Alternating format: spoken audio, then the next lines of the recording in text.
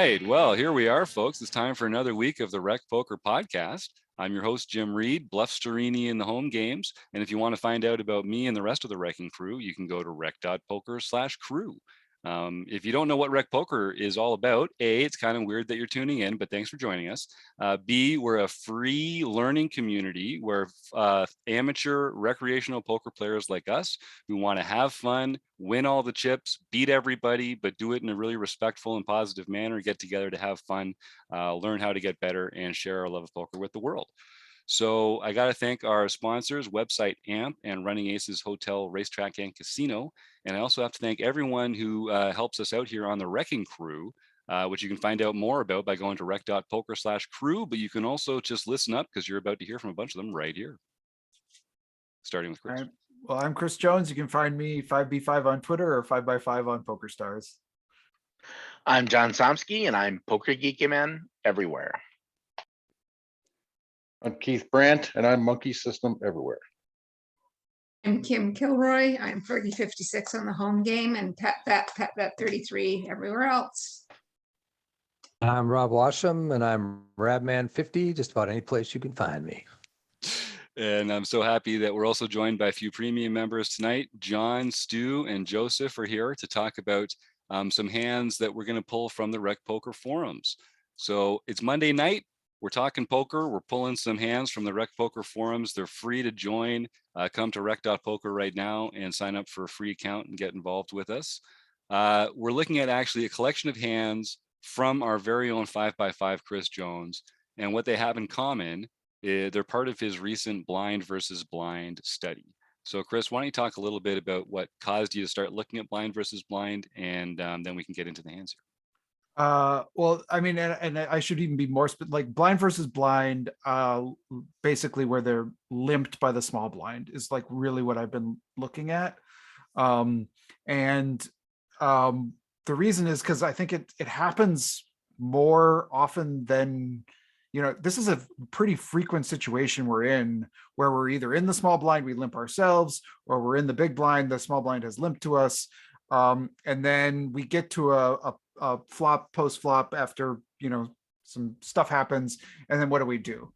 And I think one of the things that I'm am my operating theory, and I will be willing to be proven wrong or talked down from the ledge, is that player pools and player fields overbluff in these spots, because they think that basically that no one can have anything. And so they feel like if they just keep carrying away betting, and so the counter strategy to that is that we sometimes have to hang on. And both of these hands have me hanging on, and I'm curious what we think of it. So should I go through the two hands, or what? How do you want to approach this? Yeah, I just want to say, like, I have noticed even in our own conversations over the last year or two, people are talking about limping in the small blind a lot more as part of a balanced strategic play. I've also seen a lot of people talking about limping in late position when stacks start to get shorter. And I've always felt like limping, if you can limp in a balanced fashion, it's got to be a way to exploit people that are going to make bad assumptions about it. It's just hard to do it in a balanced fashion that without giving up some kind of EV. So I think you're bang on the money. This is something that is good to be ahead of, because I think we're going to end up seeing two kinds of limpers going forward. The people that are just passively limping bad hands poorly, which we should be taking advantage of, but we don't want to confuse them for these kind of savvy technical players who are going to be just limping for good sound reasons with the right hand. So I'm very curious to see how this whole thing comes out. John, did you have something there? Well, yeah, I was going to say, I mean, once you get down to blind versus blind, it's very similar to, a heads up tournament or heads up play. I mean, it is heads up play at that point in time, but the weight ranges are going to be incredibly wide. And because of that, the odds of people actually hitting their hand, well, an odds of any random hand hitting the flop is about 33%. So 2/3 of the time your opponent's not going to make a hand. And in heads up pot, blind versus blind, particularly if it was raised pre, I think there's way more than a third of the time is there a bet being thrown out there. So I do think, and if you do hit any part of it, you do pretty much have to just hold on and pray. If you are not willing to do that, or if you don't think you can evaluate whether or not your opponent has something, because a lot of times the turn and the river don't change much of anything. So you just have to kind of go with your read and evaluate whether or not you think you have them. And if they're the type of player that just continually bets, you just have to hold on and pray you win in the end. If you have a hand, obviously you don't keep calling down with nothing.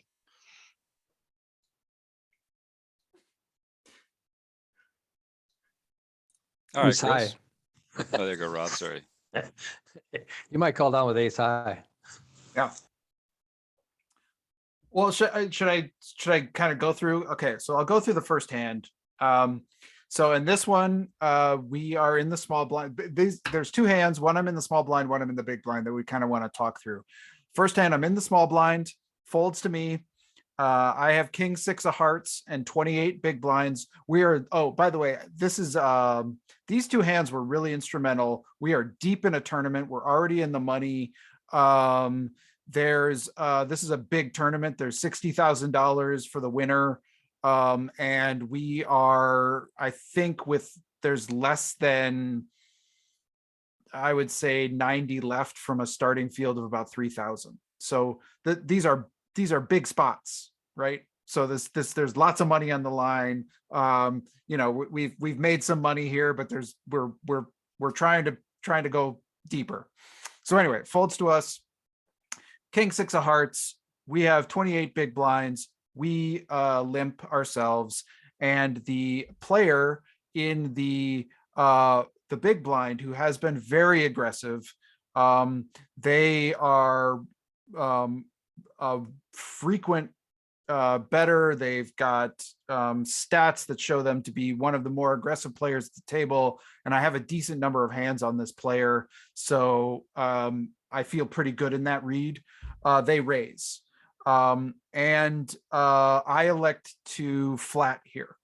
Now this could be one where we might even raise again, given our king blocker, the suited factor, and the fact that we've got an aggressive player.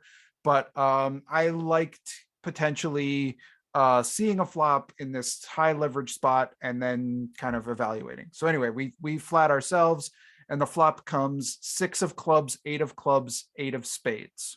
So we hit bottom pair on a paired board, and it's up to us. I'll keep going, I guess. So I check, and our opponent bets small, and we elect to call. I don't think that's very controversial. We've got bottom pair, and the turn is the three of hearts. So six of clubs, eight of spades, three of hearts. Again, we have king six of hearts. We check again, and now our opponent bets a little bit over half pot, about 7 big blinds into a pot of 11 and a half. We have 24 behind, so it's starting to get dicey. But my feeling is like, okay, this opponent could be doing this with some clubs. They could be doing this with, some marginal hands. I'm not too nervous about an 8, given that raise. There aren't a ton of 8s in our opponent's range in my read. There's maybe ace 8, king 8 suited, pocket 8s, but there's not a ton else out there. Maybe queen 8 suited, some of those kinds of hands, maybe 7-8 suited, but there aren't a lot of 8s here. So I'm not feeling too bad about my 6. So I elect to call. And the turn brings the third club, which is the 10 of clubs. So now our final board is 6 of clubs, 8 of spades, 3 of hearts, 10 of clubs. We check, hoping our opponent will check behind. They jam. And this is one of those spots where, do we fold, keep our 16 big blinds and move on with our lives? Or do we really think about this hand and make a decision for our tournament life here. So it does have that, it passes that first test that you were talking about where like it's a scary board where like really big hands are possible, right? Where it's paired and it's got that dynamic quality to it through the streets. So it feels like the kind of board that this player that you're describing can decide like, oh, I can scare someone here. But I'm not sure that story is consistent throughout the entire hand.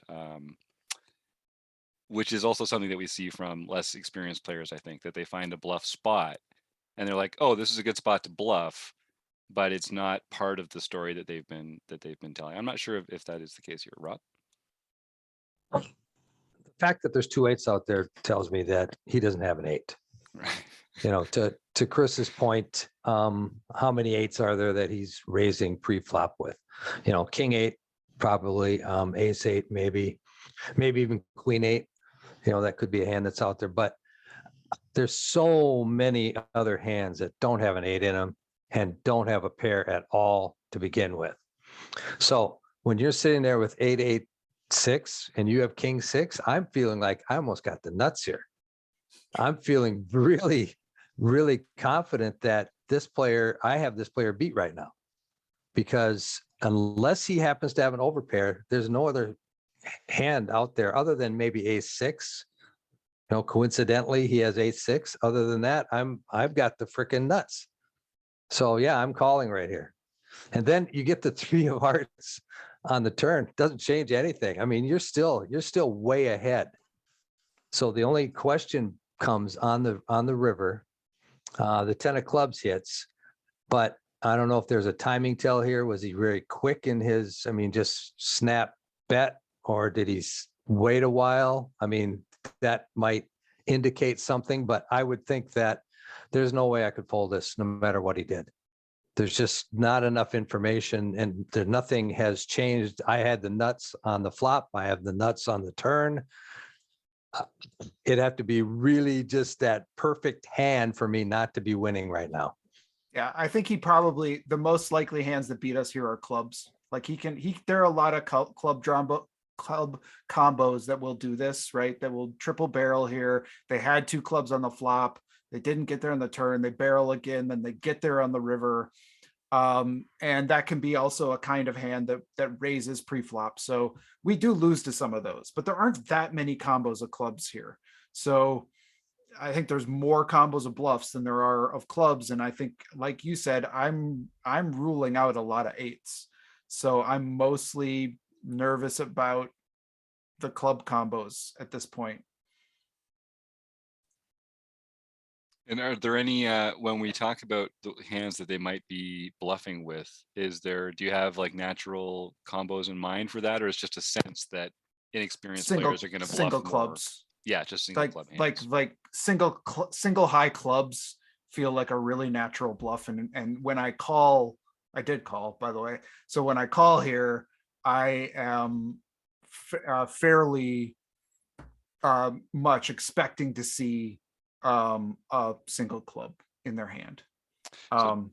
John has a question, and I know Kim wants to jump in here with some advanced poker training. Yeah. John asks, why aren't you nervous about overpairs? I guess I am nervous about overpair. Well, and I do think so. This player is very aggressive, but they're also very good. They have good results there. So I don't think that this is just, although we will see the results and it might change your mind, but I don't think I'm at the time, at least I was thinking they're not going to just blast off here. I think like pocket queens, pocket jacks here, I think is probably checking this river.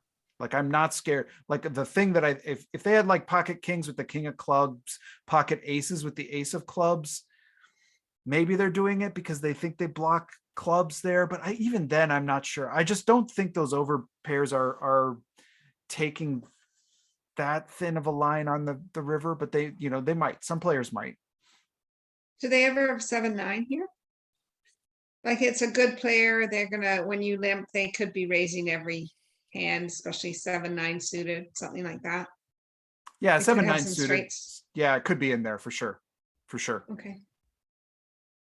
Yeah, I think clubs, maybe 7-9, maybe, and like maybe like pocket eights or like ace eight or something like that is in there. So that we definitely lose to some hands, but I think there's a lot of bluffs too. There's a ton of bluffs, especially in a limped. Well, it wasn't limped totally, but I limped and then they raised. But I mean, they just have a lot. Okay, I just want to you just said this is a very good player, They have Right. good results. I right? I'll So just as far stand as by you know, that. Yeah. okay, you think they're a good player. So I did run this in the solver, and the solver likes the limp jam Hmm. with this particular hand 70% of the time.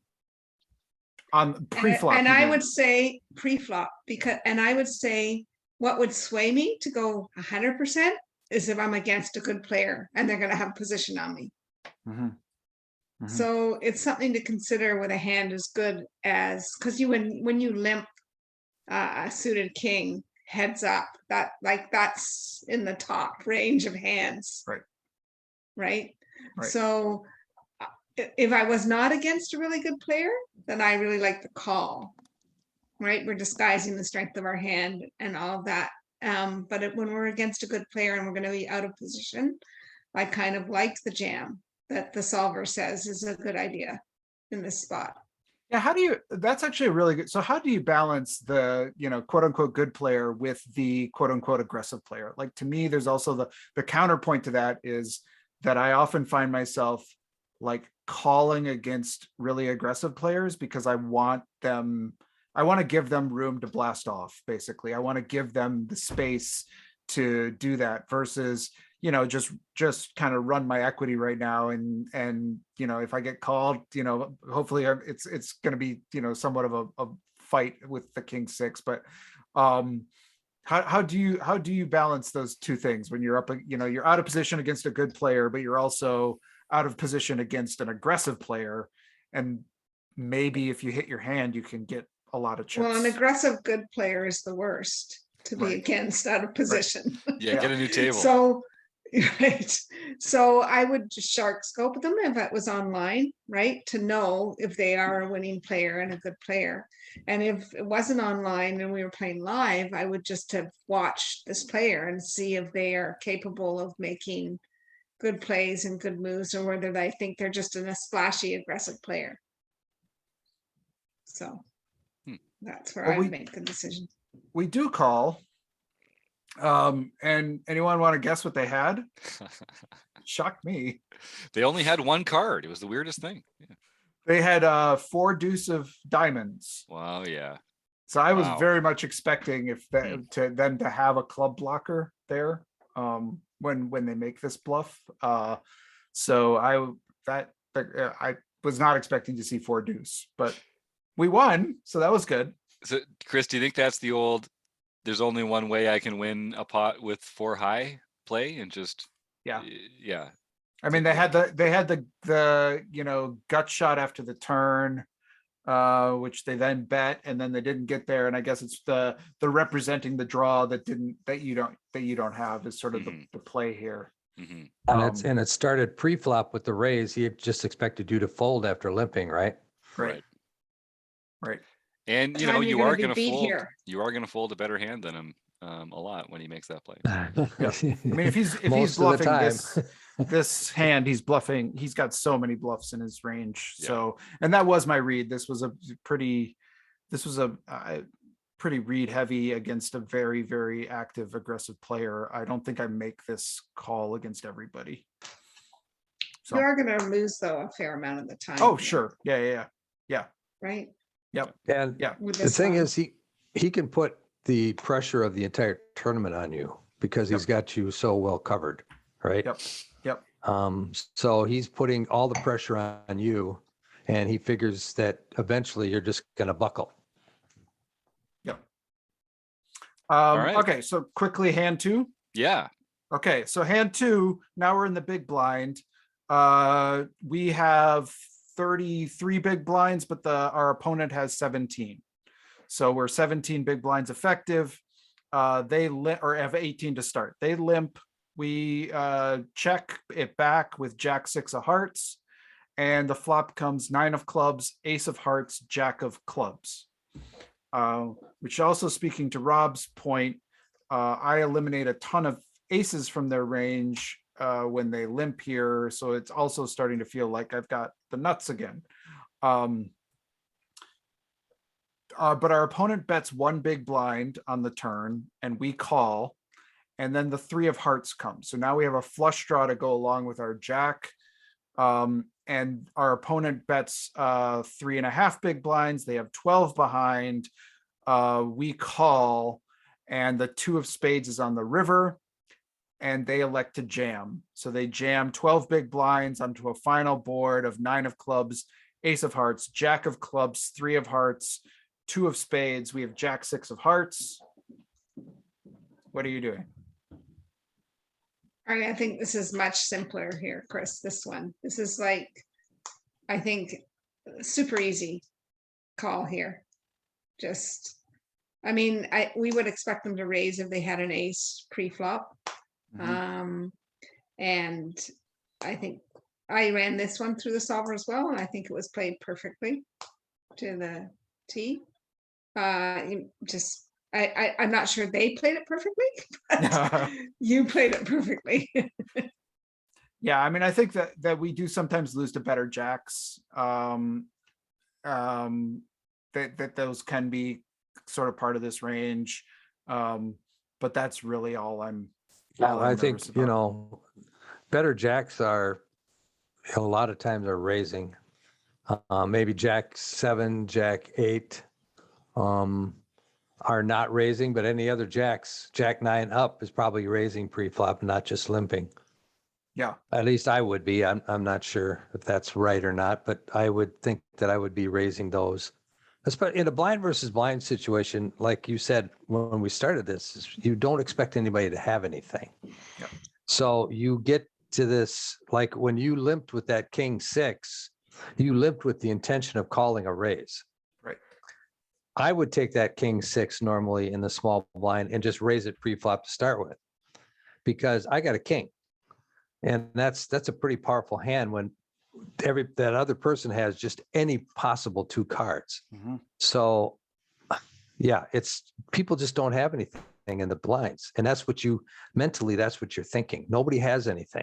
Right. So if you catch any kind of any part of that flop, you've got the nuts. And that's honestly why I mean, I do raise from the small blind sometimes, but I really like having a robust limping strategy from the small blind.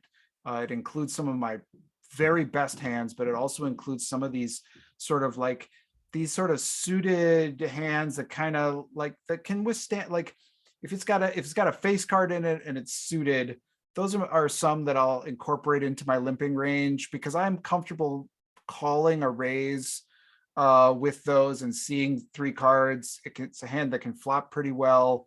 I don't mind doing that, and I think you can get yourself into these spots where people are over bluffing a lot. Where was this in this tournament? Like, they don't have much to start with. So where were we in this tournament? Is this the same tournament? Same tournament. Now we're even deeper. So now I think we're down to maybe. So they're just going to open shove a lot of their holdings because they're going to be out of position for the hand. They have less than what do they have, like 17 big blinds? 17 to start. Yep. Yeah, we're down. I think we're 40 players left maybe with this one. So this is a very, we're getting down to it. Anyway, so I do call, and again, we see just a massive bluff here. It was 8-5 of diamonds on this board. So they had very little connected or blocking or equity or anything. So my take on that is, if you're going to be this deep in a tournament and you're willing to go to the fences with 8-5 of suited, then just shove it pre-flop, because it's going to put you in a tough position with your jack high suited. Yeah. When they have 17 big blinds, you're out of position for the hand, and just like fold or shove. If you want to limp, and you don't hit anything, just get out of the hand, in my opinion. But I mean, this is very ambitious bluff on their part. Yeah, but I do think that this is, I see this, I think this is something to recognize that right now in spots, I just think that the player pool in these limped blind versus blind spots, I think you'll see a lot more bluffing than you'll see in other situations. And And it's that's just kind something to think about how you might approach that in terms of your own play. and that's kind of what brought you into this in the first place, Chris. I think you're saying that this is a spot where the player pool is over bluffing. They're Yeah. too ambitious generally. So we can kind of anticipate seeing some of these spots where people are bluffing without the right blockers or without the right, not the right bluffs is usually what that means. So if they're bluffing too much, I mean, that is a good take here. I got a question from Joseph. Is there any benefit to raise the turn if you have the nuts, given the small bets, since the board is double suited? Chris, do you want to respond to that one? Because you feel so effectively strong with your hand. Yeah, I mean, we definitely could. I tend to like when I have position and I've got a pretty strong holding, yeah, that maybe we're going to get drawn out on with a suit there, but I tend to like to give my opponents some rope, especially ones that may be in these spots where they're bluffing too much. So when I have position, I tend to call. When I'm out of position, I would tend to shove there. Is probably my follow up to that then, Chris. Then is your river call kind of card dependent then a little bit? So if